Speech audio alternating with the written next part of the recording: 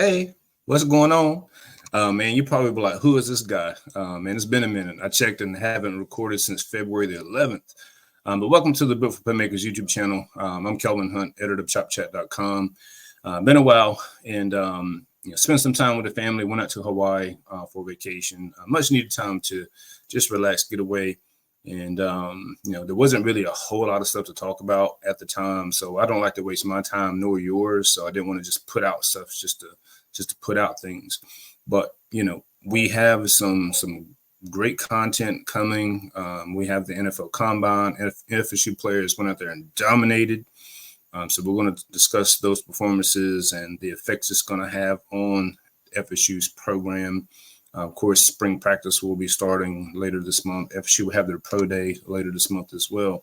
And so, going to have more content more regularly. So looking forward to that. But yeah, make sure you like this video, guys. We're trying to get back out there since I haven't put out content in a while. If you could like this video, really would appreciate it. Subscribe if you haven't. Again, we are going to be more regular with the content moving forward.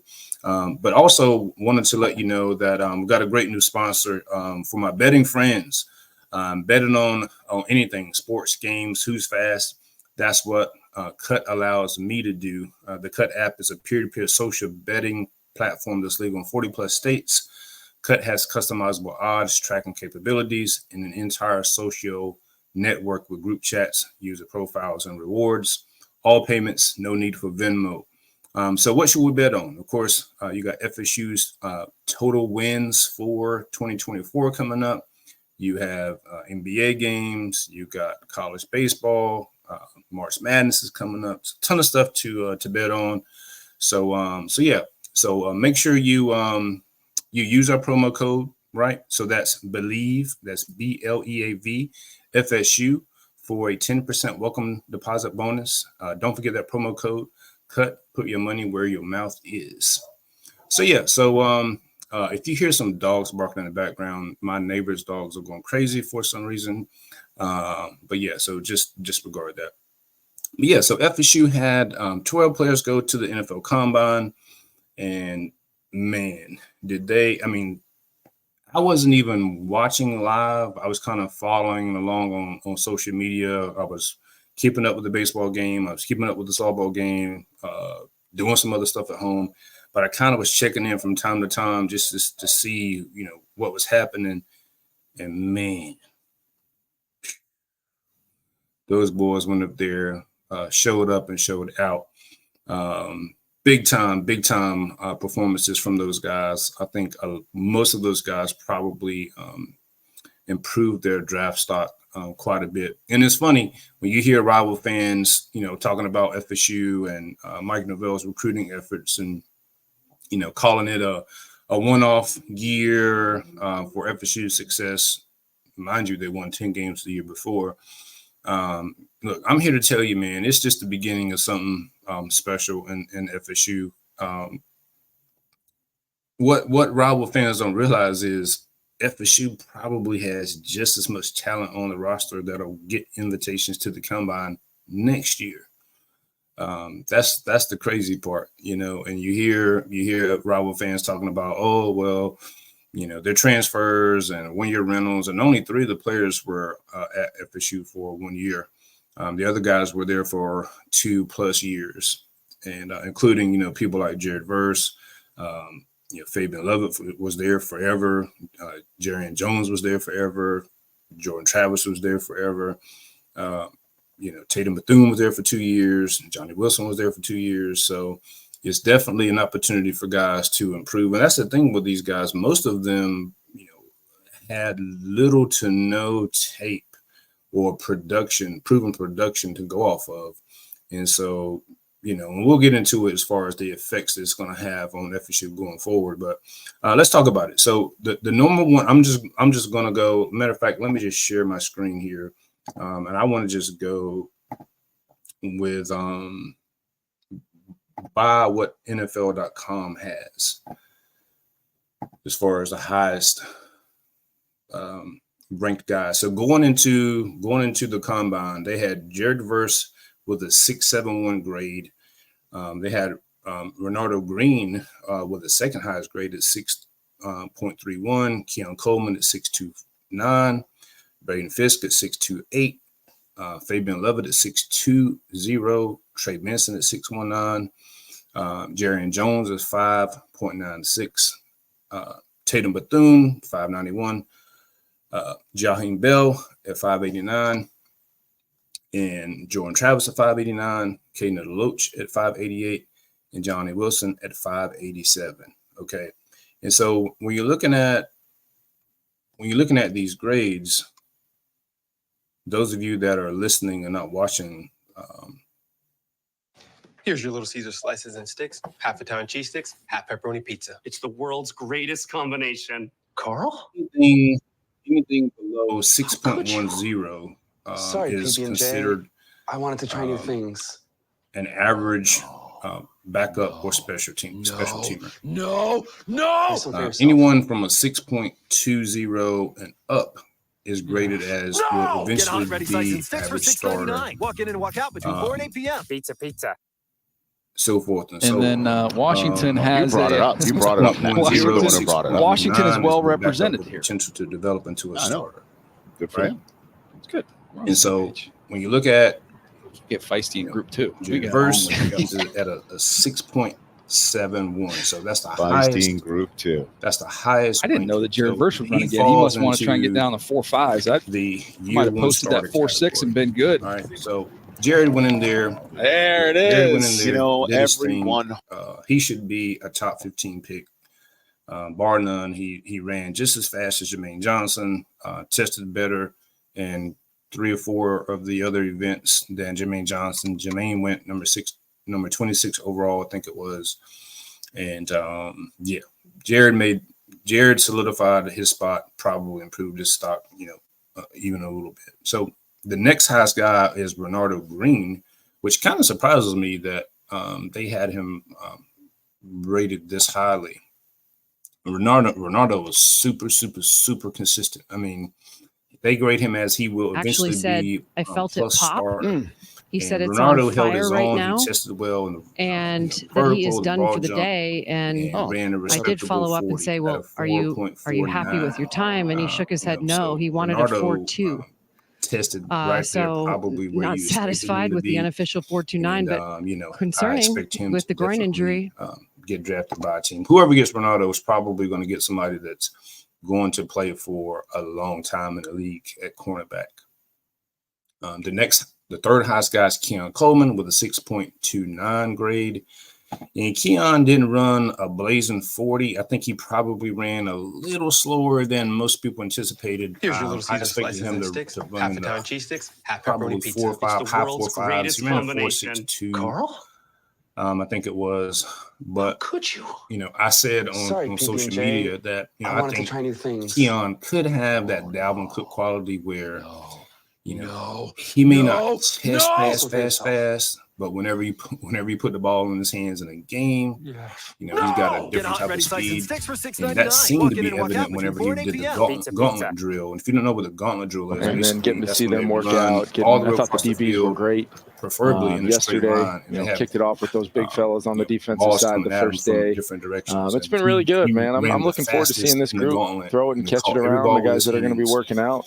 With no big problem. Fella there from Florida. To 20, almost yeah, that was going to be the question on him, was just the pure speed of the catch radius, ability to go up and get it. That's kind of his deal.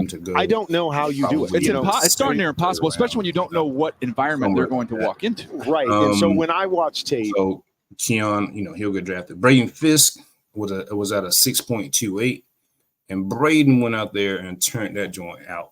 I mean, look, when he ran that 40 and was like, "Ooh yeah," oh, bro, you already knew what time it was. 4.78 40, incredible 10-yard split. Won every event for all the defensive tackles except for the bench press, and it was a respectable 26 reps on the bench press. Braden, he had already improved his draft stock with his play late in the season and then in the Senior Bowl, but look, he blew the combine. He probably had the most impressive performance overall out of all FSU players, and somebody's going to take him fairly early. So I expect him, to probably be man, probably a second-round pick. Man, somebody, all you need is one team to fall in love with him. I don't know if he'll go first round, but he'll probably go second round, no later than third round for sure. Fabian Lovett. Fabian didn't he didn't do a lot of the events. He did some of the on-field drill stuff. And so I think he'll probably wait until FSU's Pro Day later this month to do some of those events. So we'll see what he does there. But he checks in at 6'4", 314 pounds, huge hands, long arms. And look, he has some great film out there for teams to look at. So we'll see what happens with Fabian based on how he tests at FSU's Pro Day. The next highest guy was Trey Benson, arguably the number one running back in the draft. And the combine, from an athletic standpoint, probably cemented that. Trey came in at a 6.19 grade. And look, when Trey ran that 40 at a 4.39 and probably could have ran faster. And because Monmouth when he was in the house, he basically stood. Monmouth is rolling. Sure. They want you to kind of gradually. 4.46. He kind of nice. Just pop straight up. Write that one down, huh? Yeah, absolutely. That was a little bit of a question, too, to see what that top speed was going to look like. And he answered. 4.35, 4.36. Get a lot of opportunities on offense, but there's the speed you see in the return game. That 4.42. So I think he'll do well here. 216 pounds running like that, man. He never fumbled in college. 4.39 is definitely in the category of doing well here. That's like Breece Hall territory.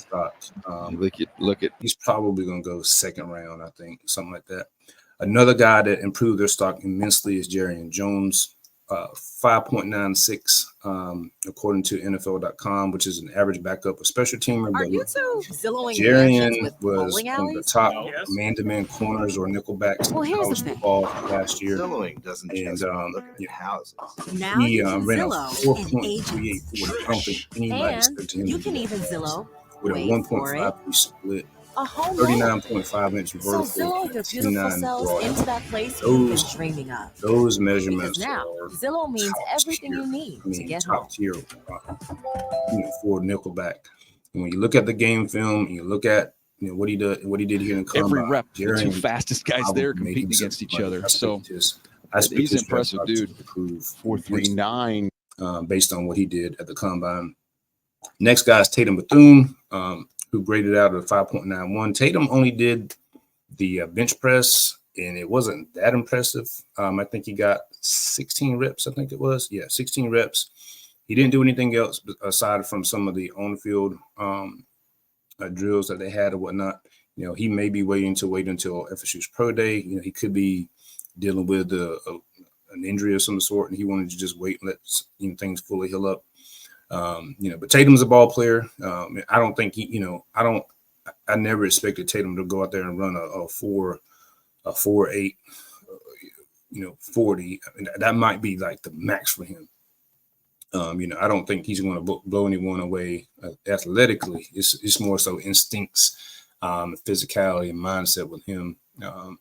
But we'll see what happens whenever he goes to FSU's Pro Day. Jaheim Bell probably helped himself. Jaheim Bell listed at 6'2", 241, I think it was.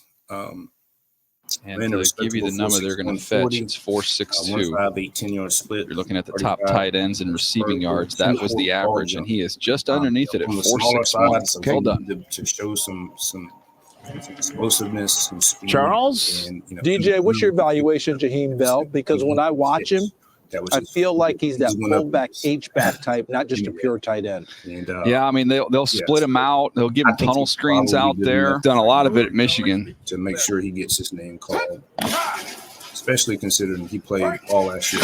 Really, really wide with his big. So Jaheim, he did well. Jordan Travis obviously couldn't participate in the on the field events, but of course, he interviewed, and Jordan's going to kill it in interviews. Teams are going to fall in love with him. Hopefully he's able to get fully healed. He's out of the boot. He is walking around, but he still can't run. So we'll see how long it takes for him to be able to get back to 100%. But, Jordan is Jordan Travis. Kalen DeLoach, smaller size linebacker. He definitely needed to exhibit speed, quickness. And he did that. He ran the second fastest 40 time with a 4.47 and had a respectable 10-yard split as well. And tested well in the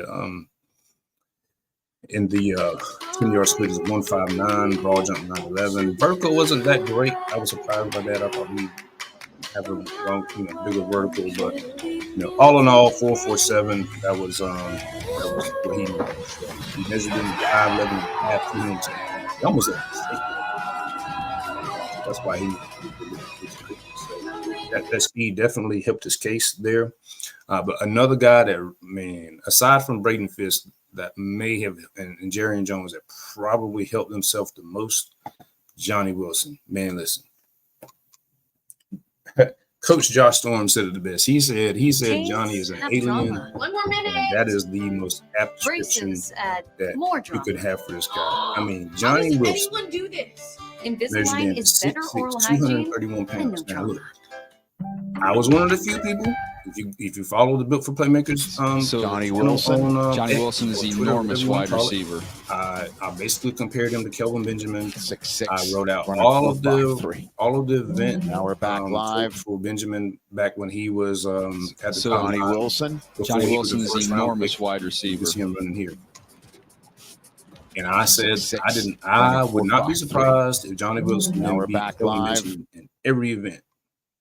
And I said that because obviously I know Johnny. Also, Johnny has it's the world's greatest combination. Carl actually doesn't mind practicing. He has a better mindset than Kelvin Benjamin. Sorry, at least have to beg Kelvin Benjamin. I wanted to try new things. You only got to do that with Johnny Wilson. So I knew he was putting in the work. And I felt like he's probably just. If you had them, you said, "Hey, take your shirt off." Yeah. Get hot, ready, size and sticks for $6.99. Walk in and walk out between 4 and 8 p.m. Pizza. Johnny's much more. So Johnny Wilson. Johnny Wilson is an enormous wide receiver. And look, when Johnny ran at 4.52 40, bro, 6'6", running 4.5. He's got the longest wingspan now we're back live ever. So Johnny Wilson. Man, Johnny Wilson is an enormous wide receiver. He had a shuttle of a 4.11, 6'6", which is running the third fastest. Now we're back live at that size. That is ridiculous. Little Caesar slices and sticks, half cheese sticks, half pepperoni pizza. It's the world's greatest combination. Carl? All those smashed Kelvin Benjamin's. How could you? Numbers at the combine. Sorry, PB&J. I wanted to try I said it before. I said it back in January. I said some people will call me crazy, but I would take Johnny Wilson over Keon Coleman. Some people kind of responded like, "Man, you crazy, whatever." But Get hot, ready, size and sticks for $6.99. Walk in and walk out between 4 and 8 you can find a Keon Coleman in every draft. So Johnny Wilson. Johnny Wilson is an enormous wide receiver. He was dynamic, but when he was banged up, 6'6", running 4.53. Quite a bit. Now we're back live. Want to count. So Johnny Wilson. Johnny Wilson is an enormous wide receiver. Mismatch at any level. 6'6", even if you just stuck him in the red zone, and say, hey, go open the red zone, and catch the ball. That's worth it. Discover customer service. This is Maya. Hi, Maya. You robots are sounding more human every day. I think his drop. Everyone can talk to a human representative. I think All right, people. prove it. Wait, are you a robot? I think they overrate that. Customer service. How would I prove that I'm not? Johnny only had 5 drops and 71 passes. So Johnny Wilson. Johnny Wilson is enormous wide Yeah, receiver. and they were all in one game, and so the missed game. Other than that, Johnny was 6'6", running 4.53. And he played banged Now we're up. back Even though he live. was banged up, he still was productive. So Johnny Wilson. Johnny Wilson is an enormous later in wide the season, receiver. he was still productive. If you look at the Florida game, he made several running catches. 4.53. Now we're back the ACC live. championship game against Louisville, he was productive. They just moved here from San Francisco. And I just think that Johnny Wilson can play in the league a long time, especially in the right system. Can't let them do it. I mean, look at Mike Evans. They're similar bigger guys, not burners. Johnny with a 4.52. Mike Johnny Evans Wilson. Johnny Wilson is an enormous wide He's been in the receiver. league how long? Like a decade or longer. 6'6". Johnny Wilson made him 4.53. I would We're back live. Second round, no question. So Johnny even though Wilson. Kelvin Benjamin, Johnny Wilson is somebody enormous might wide fall in love with him receiver. and take him.